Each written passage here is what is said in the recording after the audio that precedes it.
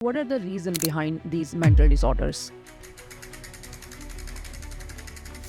जिन लोगों को mental disorders होते हैं उनको पता ही नहीं लगता है। इस तरह की जो प्रॉब्लम से सफ़र कर रहे होते हैं वो लोग एक हैप्पीली जो फुलफिलिंग लाइफ है वो नहीं जी रहे होते हैं।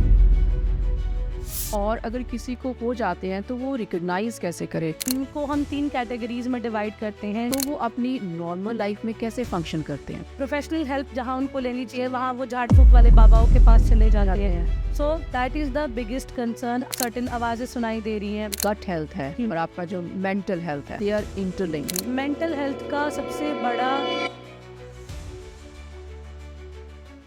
तो किसी को जैसे ओसीडी बड़ा एक ना कॉमन वर्ड यूज़ करते हैं लोग, है ना, हर चीज़ के कहते हैं कि मुझे ओसीडी है, या आप किसी को भी कह देते हैं कि ओसीडी है ना। तो आप थोड़ा सा इसको एक्सप्लेन करें कि व्हाट एग्जैक्टली इज़ ओसीडी और इसको हम कैसे रिकग्नाइज करें। ओके, इसको सिर्फ स्लैंग बना के यूज़ करें हम। बिल्कुल ma'am. See, OCD is the obsessive compulsive disorder. Obsessive means you have obsession of something. Okay. And the compulsive is कि आपको उसके against आप उस चीज़ को करते जाते हैं. Right. So that is obsessive compulsive disorders कि आपको एक habit बन जाती है कुछ चीज़ों को बार बार repeat करने की. Yes. और अगर वो नहीं हो पाती है देन आप बहुत ज़्यादा स्ट्रेस हो जाते हैं या आपको एंजाइटी के अटैक्स आने शुरू हो जाते हैं। Right. So that thing is very very serious now a days, क्योंकि बहुत सारे लोग इसको बहुत कैजुअल भी लेने लग गए हैं कि I am having OCD of cleaning. Yes, it but ऐसा नहीं है। OCD is a mental condition जहाँ पे किसी पर्सन को फॉर एग्जांपल जर्म्स का है कि बहुत ज़्यादा जर्म फियर रहता है। सो वो बार बार हैंड वॉश करते रहते हैं। उसके अलावा उनको ऐसा रहता है कि गैस स्टोव को बार बार चेक करते रहते हैं कि गैस ऑन तो नहीं रह गई है। लॉक को भी बार बार लॉक बार बार चेक करते रहे। ऐसे ही अगर आप गाड़ी की कीज है बंद कर दी है उसके बाद भी they keep on check. Yes yes. And अगर वो चीज़ नहीं एक होता है प्रोटेक्टिव होना, एक है कि उसके अगेंस्ट आप बार बार उस चीज़ को क्रॉस चेक करना, आप कॉन्फिडेंट नहीं हो उस चीज़ के लिए। Yes yes. तो वो चीज़ ओसीडी है। ओसीडी को काफ़ी लोग मिसअंडरस्टूड कर लेते हैं। जैसे काफ़ी लोगों को बहुत क्लीनिनेस पसंद है या बहुत ज़्यादा वो एक एक सर्टेन ऑर्डर में चीज़ों को रखना पसंद करते हैं, तो बहुत सारे लोग उस चीज़ को ओसीडी कंसिडर कर लेते हैं। But that is not OCD. OCD is a very serious disorder कि अगर आप वो चीज़ नहीं करते हो then you have panic attacks. आपको हर वक्त वही चीज़ दिमाग में चलती रहेगी कि जब तक वो चीज़ हम कर नहीं लेते तो वो इंटरनली उनको वो चीज़ परेशान करती है। So that is OCD. So don't compare it with your cleanliness और हाइजीन पार्ट से आप ओसीडी नहीं कह सकते। ओसीडी को रिकॉग्नाइज करना बहुत ज़रूरी है और उसके against there are multiple things जो कि आप मेजरमेंट पे ले सकते हो कि आप मेडिटेशन की हेल्प ले सकते हो या आप प्रोफेशनल हेल्प जो है वो ले सकते हो to get relief with OCD. Doctor साहब, लेट्स डिस्कस बाइपोलर डिसऑर्डर, इसके बारे में बताएं कि बाइपोलर डिसऑर्डर्स क्या होते हैं। सो बाइपोलर डिसऑर्डर इसमें 2 तरह की पर्सनालिटी रहती है। Like person sometimes may feel very energetic, sometimes very low. So इसकी 2 फेज होती है। One is the manic phase, one is the depressive phase. जो मैनिक फेज रहती है उसमें जो पर्सन है बहुत ज्यादा ओवर एंथुसियास्टिक रहता है। Okay. बहुत ज्यादा एनर्जी से भरा हुआ रहता है, बहुत ज्यादा बातें करता है, ज्यादा जल्दी चीजें करता है, ओवर एनर्जेटिक रहता है और उसकी वजह से कुछ इम्पल्सिव डिसीजंस भी लेता है। सेम ऐसे ही जब वो चीज़ डिप्रेसिव में होती है, अब डिप्रेसिव फेज आ गई, अब उसके कॉन्सिक्वेंसेस उसको फेस करने को मिलते हैं कि बहुत ज़्यादा डिप्रेस हो जाएगा, अचानक से वो हर चीज़ से कट ऑफ हो जाएगा। So that is bipolar disorder. Okay, so doctor साहब अब हम बात करते हैं स्किज़ोफ्रेनिया के ऊपर। ठीक है, according to a research in 2017 there was an estimated 3.5 million people with schizophrenia in India. Can you please explain what exactly schizophrenia is? So schizophrenia is a mental health condition जहाँ पे वो person के emotions पे, behaviour पे बहुत ज़्यादा impact डालती है और इस कंडीशन के अंदर जो है वो पर्सन बहुत ज़्यादा हेलुसिनेशंस में रहता है, बहुत सारी ऐसी चीज़ों को अज्यूम कर लेता है जो रियलिटी में भी नहीं रहती। सो रियलिटी और हेलुसिनेशंस या डिल्यूजन्स, उन चीज़ों का होना जो है वो स्किज़ोफ्रेनिया। उलझे रहते हैं, पैरानॉइड को वो चीज़ें दिखाई देती हैं कि जो होती या नहीं सुनाई देती हैं जो एक्चुअल में होती नहीं है. Yes, so that is schizophrenia. और इस चीज को बहुत लोग ये समझने लग जाते हैं कि some evil spirit is there or some sort of black magic is there. और उस चक्कर में वो जो प्रोफेशनल हेल्प जहाँ उनको लेनी चाहिए वहाँ वो झाड़ फूक वाले बाबाओं के पास चले जाते हैं. So that is the biggest concern. You need to seek professional help. ये ऐसी टर्म है या इसके बारे में बिल्कुल भी अवेयरनेस नहीं थी, कहीं पे भी नहीं थी, इंडिया में तो स्पेशली बिल्कुल ही नहीं. और बहुत सारे लोगों की हमने इस तरह की बातें सुनी भी हैं कि किसी को ऐसे आवाज़ें सुनती हैं, किसी को कुछ ऐसी इमेजेस दिखनी शुरू हो जाती हैं, या कुछ ऐसे लोग होते हैं वो टच एंड फील भी महसूस करना शुरू कर देते हैं, और सीधा सीधा लोग सोचना शुरू कर देते हैं कि ये तो कोई भूत प्रेत है, कोई इवल स्पिरिट है, और इसको तो किसी तांत्रिक के पास जाना चाहिए.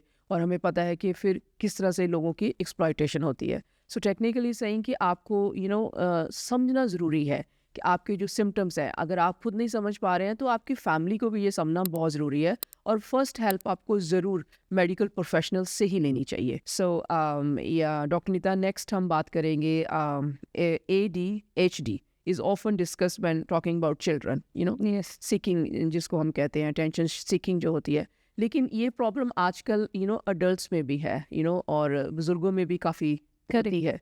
तो प्लीज़ इसको हमें एक्सप्लेन करें. So ADHD is attention deficit hyperactivity disorder. So there are two things. One is the attention deficit. Second one is hyperactivity. तो इसमें क्या रहता है, it's a neuro development disorder. और बहुत सारे लोगों में ये अनडायग्नोस्ड जाता है, किसी को पता ही नहीं चलता कि उनको ADHD है. मेजरली ये किड्स में भी होता है, बट अभी अडल्ट्स में भी है कि इस तरह की प्रॉब्लम्स देखने को मिलती हैं. किड्स की बात करें तो किड्स में जो मेजर सिम्टम्स मिलेंगे, फोकस नहीं होएगा बच्चों में, कॉन्सेंट्रेट नहीं कर पाएंगे, सेम ऐसे क्लास में जो है वो प्रॉपर्ली बैठ नहीं पा रहे हैं. तो इस तरह के जो सिम्टम्स होते हैं वो होते हैं ADHD के. और ये अडल्ट्स में भी रहते हैं कि अडल्ट्स में कभी तो बिल्कुल ही अटेंशन ही नहीं है वहाँ पे चीज़ों में, मीटिंग्स में अटेंशन नहीं है, कोई भी काम जो है वो प्रॉपर्ली फिनिश लाइन तक नहीं जा पा रहा है. और कई बार ये बहुत ज़्यादा ओवर फोकस्ड होते हैं कि मल्टीपल टाइम्स पे टास्क जो है वो स्टार्ट कर लेते हैं, बहुत एनर्जेटिक रहेंगे, मल्टीपल टास्क स्टार्ट किए but in the end fruitful नहीं हुए, फिनिश लाइन तक नहीं पहुंचे. So that is the major symptoms in ADHD. But इसका एक ये फैक्टर भी है कि जब बहुत ज़्यादा हाइपर फोकस रहता है, जब किसी चीज़ के अंदर वो लोग लीन हो जाते हैं, चाहे वो वीडियो गेम्स प्लेइंग हो गया या कोई और चीज़ हो गई या मूवी देखना हो गया, यूट्यूब स्क्रॉलिंग होगी, तो वो उस चीज़ के अंदर इतना डीपली इन्वॉल्व हो जाते हैं कि उनको फिर टाइम का ही, मैनेजमेंट का ही आइडिया नहीं रहता. So it is regulated by one hormone also, that is dopamine. So अगर डोपामिन का इम्बैलेंस वहाँ पे है तो लोगों को ADHD की प्रॉब्लम्स जो हैं वो ज़्यादा देखने को मिलती हैं. सो इसका जो सॉल्यूशन है वो यही है कि देर आर सर्टेन हर्ब्स जो कि डोपामिन रेगुलेशन में भी हेल्प करती हैं. So kapikachu is one herb. They can take a help of ashwagandha also. Brahmi का हेल्प ले सकते हैं जो कि आपका फोकस जो है, कॉन्सेंट्रेशन है, उसको इम्प्रूव करने में हेल्प करती है. सो डॉक्टर अनीता, नेक्स्ट बताएं कि जो मेंटल इश्यूज हैं, ठीक है, मेंटल डिसऑर्डर्स हैं, इनका डायरेक्ट कनेक्शन बताया जाता है आपके हार्मोन्स के साथ भी. सो आपके कौन से हार्मोन्स हैं जो इम्बैलेंस हो जाते हैं due to anxiety, stress and depression? See there are multiple hormones जो कि हमारे स्ट्रेस लेवल को, स्लीप लेवल्स को, या एंजाइटी या इंसोम्निया, इन सब के लिए रिस्पॉन्सिबल होते हैं. और जब जब इन हॉर्मोन्स का इम्बैलेंस होगा तभी आपको उस तरह के सिम्टम्स दिखाई देंगे. सो सबसे पहले बात करते हैं कॉर्टिसोल लेवल की. So cortisol is a stress hormone. अगर आप बहुत ज़्यादा एंजाइटी है, बहुत ज़्यादा स्ट्रेस में रह रहे हैं तो आपका कॉर्टिसोल लेवल बढ़ जाता है. तो वो उस केस में आपको एंजाइटी या पैनिक अटैक्स आपको ज़्यादा देखने को मिलेंगे. तो कॉर्टिसोल लेवल को चेक में रखना बहुत ज़्यादा ज़रूरी है. उसके लिए आप आयुर्वेदिक मेडिसिन की हेल्प ले सकते हो. You can take massage of ashwagandha oil, Brahmi oil, shankhpushpi oil, इन सब का मसाज कर सकते हैं. You can do some yoga also, pranayama आप कर सकते हैं. सो विद दैट जो है आपका कॉर्टिसोल लेवल चेक में रहेगा. सेकेंड मेजर हार्मोन है serotonin. Serotonin is a happy hormone जो आपके मूड को रेगुलेट करता है. और जो सेरोटोनिन है इसका हमने ये गट हेल्थ से लिंक्ड होता है, तो आपकी गट हेल्थ भी प्रॉपर होनी ज़रूरी है। तो फिर दैट यू कैन टेक कि आप जो डाइजेस्टिव हर्ब्स हैं जैसे त्रिफला होगी, उनकी हेल्प ले सकते हैं। If your gut health is okay, then serotonin का प्रोडक्शन भी है वो चेक में रहेगा। थर्ड मेजर हार्मोन आ जाता है melatonin. So melatonin is a slip hormone. अगर आपका मेलाटोनिन इम्बैलेंस्ड है तो आपको इंसोम्निया की प्रॉब्लम रहेगी, आपको स्लीप जो है वो बहुत डिस्टर्ब रहेगी, तो वो भी बैलेंस में होना ज़रूरी है। उसके लिए आप जो है there are certain Ayurvedic herbs जो आप ले सकते हैं, जैसे कि आप कैमोमाइल टी ले सकते हैं, या आप रात को जो है तो वार्म मिल्क आप ले सकते हैं, टर्मरिक जो है मिल्क वो आप ले सकते हैं। तो ये जो है आपको माइंड को, बॉडी को रिलैक्स करेंगे और आपकी स्लीप जो है वो प्रॉपर हो जाएगी। The another hormone is the oxytocin. So oxytocin is a bonding hormone. अगर ऑक्सीटोसिन का लेवल जो है वो कम रहता है, देन आप बहुत ज़्यादा सैड रहते हैं, डिस्कनेक्टेड रहते हैं। सो इसके लिए आप क्या कर सकते हैं, इसके लिए आप अपने लव्ड वन के साथ रह सकते हैं, सेल्फ केयर कर सकते हैं, जो चीज़ें आपको खुशी देती हैं, इमोशनली आप ये स्टेबल, तो वो चीज़ें आप कर सकते हैं। तो वो ऑक्सीटोसिन लेवल को चेक रखने में आपकी हेल्प करेगा। सो डॉक्टर साहब, what message you want to give to the people जो मेंटल डिसऑर्डर से गुजर रहे हैं, जिनको एंजाइटी है, डिप्रेशन है या स्ट्रेस रहता है, तो क्या मैसेज देना चाहेंगे आप ऐसे लोगों को?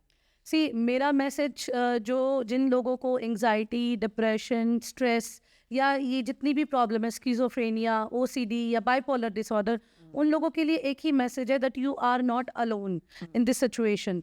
The first thing is to recognise it. आप इस चीज़ को एक्सेप्ट करें कि it's a mental illness, so it's not something कि आपको इसके लिए डिप्रेस होने की ज़रूरत है। You can talk to your family members. आपने बस एक पर्सन ढूंढना है जिसके साथ अपना हार्ट आउट कर सके, शेयर कर सके। तो sharing is the most important thing after acknowledgement. उसके अलावा जो लोग इन ऐसे पर्सन के अराउंड है, उनके लिए भी मेरा मैसेज है कि those peoples only want to hear something, कि आप उनकी बात पेशेंटली सुन लो, आप उनके साथ रहो। They you just need to be calm, और थोड़ा उनको सपोर्ट की जरूरत, और उनको जज ना करें। Correct, judgement is the thing, कि जजमेंट जो है वो ना करें, और ऐसे लोगों को जो है प्रोफेशनली हेल्प उनको दिलाएं, और विद दैट जो है ये सारी प्रॉब्लम्स जो है वो ठीक हो सकती हैं। और जिन लोगों के अराउंड इस तरह की लोग हैं जिनको इस तरह की प्रॉब्लम्स है, डिप्रेशन है, एंजाइटी है, उन लोगों के लिए भी मेरा मैसेज है कि those people only need your support. आप उनके तरफ थोड़ा पेशेंस डील करें, एम्पैथी रखें और उनको सपोर्ट करें। So we need to create a environment जहाँ पे कोई भी पर्सन हेजिटेट ना करे इन प्रॉब्लम्स के बारे में बात करने पे, और हम उनको जज ना करें। So let's create a world where no one feels alone in their struggle. Thank you for watching. Do like, subscribe.